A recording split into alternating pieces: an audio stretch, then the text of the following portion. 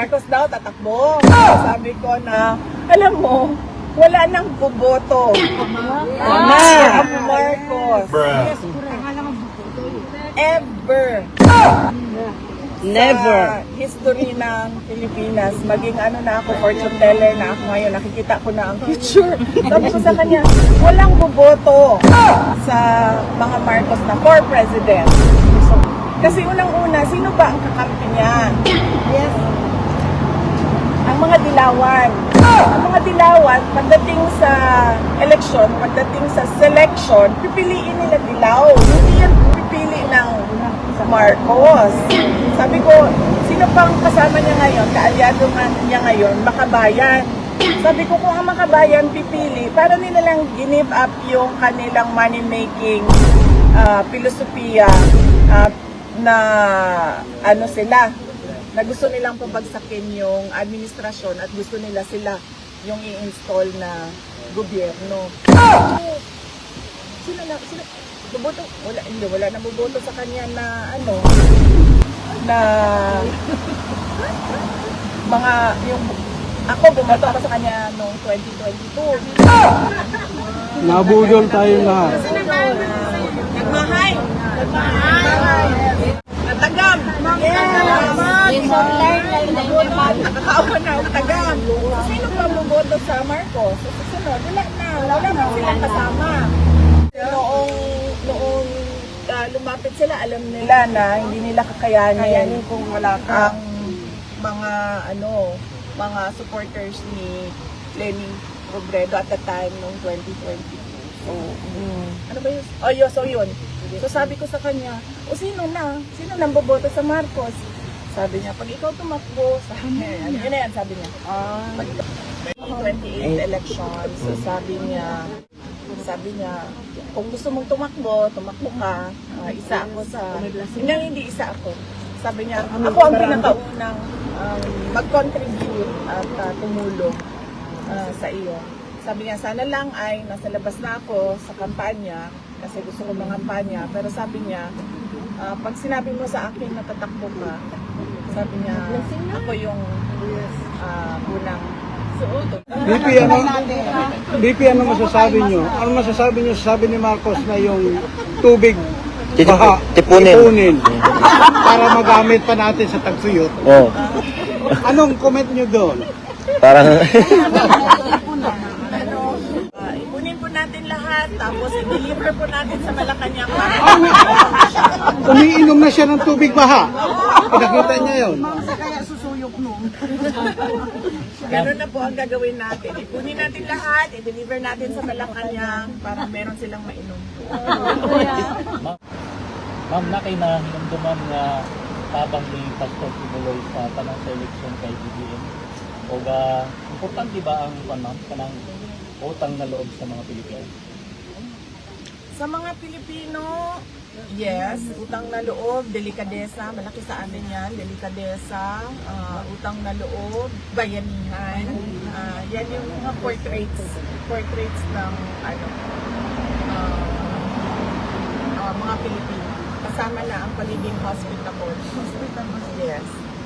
Portraits yan siya ng mga Pilipino. Kali na hinumduman ka itong itabang ni Pastor Kibuloy sa tanang sa eleksyon ni BBM. Oh yes, nag-endorse si Pastor Kibuloy kay President Marcos noong 2022. At nandoon ako the day na nag-endorse siya. Kasi bago kami umalis ng Davao City, dumaan kami sa simbahan, sa Catholic Church, na dumaan din kami kay Pastor Apollo Kibuloy at nag-prayer siya. Nag-pray siya para sa akin at nag-pray siya para kay President Marcos. Meron akong nabasa na tumulong siya bago pa yung presidential elections sa Senate run ata ni President Marcos. Lano di ay? Kasi naman nag-ipin siya karon pa sa buko.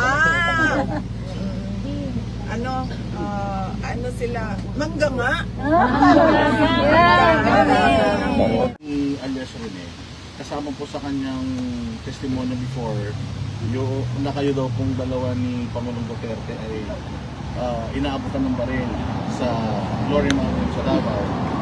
at nag-recant po siya, kayo po ba ay mananawagan sa mga taga-Senado at mga kaalyado natin sa Senado na maimbestigahan yung recantation na yun ni Alias Rene para ma-clear po yung mga? Definitely. Kung hindi lang panawagan para maimbestigahan. Kung kailangan kung kailangan mag-file ng kaso sa mga nagpilit na mag-present ng witness na hindi makatotohanan ang sinabi, ay dapat mag-file ng kaso. Kayo po, Isa na dyan siya, no? kayo po yung subject doon sa isa po sa mga Antivirus. nung pag-sinungaling niya.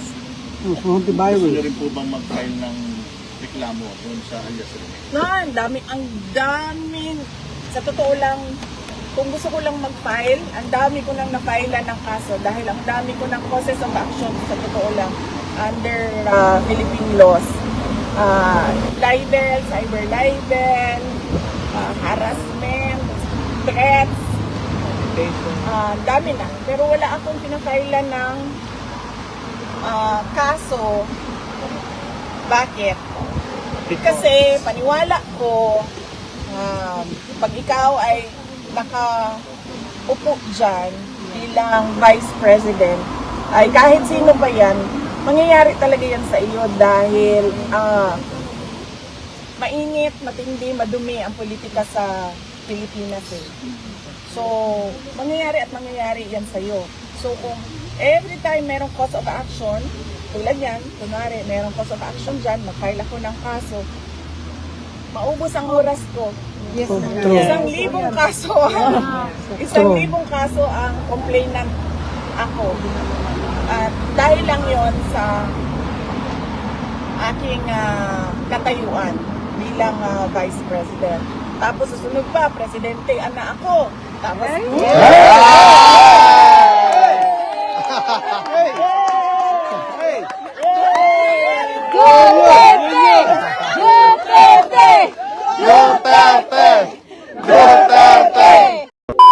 Wala nang bubuto sa mga Marcos pag ito'y tatakbo no, sa pagkapangulo, sabi ni VP Sara. Yun po yung napag-usapan nila mga kababayan no, doon sa pagbisita niya kay PRRD doon sa detention facility. At sinabi niyang nakikita niya po yung hinaharap no, or magiging fortune teller na daw siya na wala nang susuporta dito sa mga Marcos pag sila'y tatakbo sa pagkapangulo. Ayan, so sinabi niya pa iniisa-isa mga kabayan na sino ba yung mga kakampi ngayon ng mga Marcos no. Ito daw po yung mga dilawan at mga Makabayan Black na nagsanib pwersa sila ngayon. At pag usaping pangulo mga kabayan, pag eleksyon ay may sarili po silang mga kandidato na kung saan yung mga interest po nila ay yun talaga yung inuuna. At itong mga Marcos daw ay may tsapwera at hindi talaga susuportahan ng mga yung mga kakampi nila ngayon sa politika. At sabi ni VP Sara ay si Pangulong Duterte ang unang susuporta at kung tatakbo siya mga kabayan no, si VP Sara sa election 2028, si PRRD yung pinakaunang susuporta sa kanya. At kung nung makalabas na po siya ay talagang ikapan niya daw po siya mga kabayan ni PRRD. At yun nga ay nagpahiwatig po mga kabayan no, para sa aking opinion ay ito na po yung hudyat mga kababayan na desidido na po itong si VP Sara na tatakbo sa 2028. Meron na po siya mga pahaging, pero hintayin natin sa December of 2026 mga kababayan. Yun po daw yung announcement announcement ni VP Sara kung talagang siya itatakbo no sa 2028. So abangan natin mga kababayan no.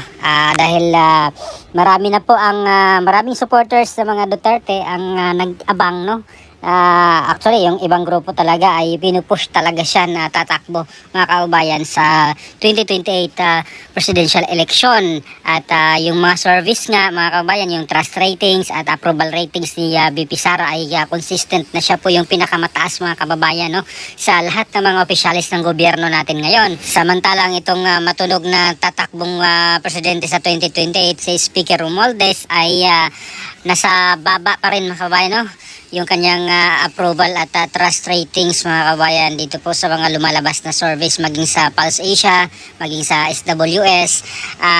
Malayo po yung agwat niya dito kay Vice President Sara Duterte. At ito naman yung mga lumulutang din ng mga pangalan, no, na posibleng tatakbo sa 2028 presidential election. Ito po si Senator Raffy Tulfo. Meron din sinasabi or meron ding nagsasabi na itong si Senador Risa Hontiveros ay lalaban din sa pagkapangulo, no, sa 2028. O kaya itong si dating Vice President Leni Robredo mga kababayan, no, ay tatakbong muli pagka-presidente sa 2028. Ay talaga namang napaka-exciting ito mga kababayan na laban, no, ng mga presidentiables natin sa 2028 kung itong mga taong ito ay makakalaban ni VP Sara sa 2028 presidential elections mga kababayan. At syempre, yung mga senador at congressman na kung saan sino yung malakas ay magtatalunan naman yan mga kababayan, no? It's time to tumbling na naman mga kababayan. Yung mga dikit ngayon sa administrasyon, pag makikita nilang palubog yung kanilang grupo na sinusuportahan, yung kanilang magiging pangulo mga kababayan, no? Yung mga sinuportahan nilang grupo ngayon ay mahina, ay tatalo na naman yan mga kababayan. Kung sino yung malakas, doon na naman yun sila magsisip-sip or babalimbing. Ayan, so ganoon naman talaga dito sa Pilipinas pag election. Kung sino yung malakas ay doon sila, no. Samantalang sobra yung kanilang closeness doon sa pinag-anuhan nilang grupo. Pero pagdating sa election, pag mahina ay tatalon sila doon sa malakas. Ayan, so yun po yung nature ng ating politika. Kaya sabi ni VP Sara, madumi ang politika dito sa Pilipinas. At sa usaping mga naninira kay VP Sara mga kababayan ay hindi niya po kinasuhan, no. Sabi ni VP Sara nasa libo na siguro kung kakasuhan niya, nasa libo na siguro ito mga kababayan ng mga personalidad na kakasuhan niya, pero hindi po niya ginawa dahil unang-una wala siyang time, no. Mauubos daw yung oras niya, kaya inan niya lang, dinidman niya lang mga kababayan yung mga taong naninira sa kanya. Hindi niya masyadong dinibdib mga kababayan yung mga paninira, no, laban sa kanya. Samantalang itong si Senator Risa Hontiveros ay hindi talaga pinalagpas, no, itong si alias Rene, at doon pa sa mga kritiko mga kabayan sa kanya or nagkritik sa kanya ng mga vloggers at iba pang personalidad ay hindi niya pinalagpas at kinasuhan po talaga niya ng kaso kagaya ng cyber libel mga kabayan, no. Bunsod po ito nung recantation ni alias Rene mga kabayan na siya yung testigo dati ni Senator Risa Hontiveros doon sa Senate laban dito kay Pastor Apollo Kibuloy at maging pagdawit nga dito kay VP Sara at kay Pangulong Duterte na meron daw baril mga kabayan na binigay ni Pastor Kibuloy doon sa Glory Mountain ay ngayon ay nag-recant na mga kababayan na hindi totoo at binayaran daw po siya mga kababayan ni Senator Risa Hontiveros para dito sa pagtestigo nga at yung plano nga nilang pabagsakin daw itong si Pastor Kibuloy at itong mga Duterte mga kababayan dahil dinawit nga po sila dito sa usaping ito. At yun nga ay meron pong resback si Senator Risa na hindi totoo na si alias Rene ay binayaran at meron pa nga daw siya mga ebidensya na sinabi niyang si alias Rene mismo yung nag-reach out sa opisina nila para humiling na magtestigo daw mga kabayan. So yun po yung kanyang rebat, no, yung tugon ni Senator Risa Hontiveros na hindi totoo na binayaran niya itong si alias Rene. At samantalang pauwi na po mga kababayan, no, si VP Sara dito sa Pilipinas mula sa Dahig at mula dito sa Pilipinas mga kababayan ay diretso po siya, no, sa South Korea dahil meron po silang event doon mga kababayan related pa rin dito sa Free Duterte rally, no, or gatherings mga kababayan ng mga OFWs doon at naka-schedule na nga po ito mga kababayan no, yung kanyang pagbisita doon sa South Korea naman at iwan ko lang parang mayroon pang Kuwait mga kababayan no, narinig natin kay VP Sara na pagkatapos dito sa South Korea ay meron ding event si VP Sara ng o sa Kuwait no, kasama pa rin mga OFWs doon sa Kuwait naman. So tingnan natin kung matuloy mga kababayan no, kasi yun po yung nating narinig after dito sa South Korea at nauna na nga po yung Qatar no, yung Australia, yung Malaysia. So yun po yung mga napuntahan na po ni VP Sara no, ang kanyang mga event doon sa mga bansang iyon related dito sa Free Duterte mga kababayan ng mga gatherings kasama ang mga OFWs mga kababayan doon sa mga lugar na iyon. At dito naman sa mga usaping delikadesa at utang na loob mga kababayan, so binuking ni VP Sara pala na itong si PBBM ay tinulungan din noon pala ni Pastor Kibuloy no. Hindi lang ngayong pagtakbo nila ng 2022 nung tandem nila na kung saan inendorso po sila at sinuportahan ng 100% ni Pastor Kibuloy noong 2022. So bago pa yan pala ay meron palang suporta rin si Pastor Kibuloy kay PBBM noong tumakbo pala siyang senador. Kaya sabi ni Bibi Sara ay talagang mangganga talaga daw sila. Ayan, so manggagamit sabi ng mga tao doon sa Dahig Netherlands mga kababayan. So ano pong masasabi niyo mga kababayan dito po sa mga early pronouncement ngayon ni VP Sara, itong pahiwatig niya na talagang tatakbo na siya sa 2028 presidential election. So hinihintay niya lang yung perfect time no, sa December of 2026. Yan daw po yung kanyang pag-announce talaga formally sa kanyang pagtakbo. So may mga early signs of tawag dyan, willingness to run for the presidential election mga kababayan this coming 2028. So wala nang 3 taon, nasa 2 years na lang mga kababayan, kasi by October of 2027 ay filing na ng mga Certificate of Candidacy o COC mga kababayan no, from the national position hanggang doon sa local position mga kababayan. Kaya asahan natin na meron na pong mag-ikot-ikot dito mga kababayan no, sa mga iba't ibang lugar, lalo na itong mga tatakbo sa national position ay medyo malawak yung kanilang iikutan kasi buong Pilipinas po sila. So yung iba dyan as early as 2026 ay kikilos na no, from 2026 to 2027 ay talagang kikilos na ang mga ito mga kababayan, mag-ikot-ikot na ito sa buong Pilipinas para magparamdam na sila ito nga tatakbo no, sa kanilang mga desired position from senatorial to presidential. Ayan, so napaka to mga kababayan, madugong laban to sa 2028 election. So ano pong opinion niyo? Please comment down below. Maraming salamat. God bless po sa ating lahat.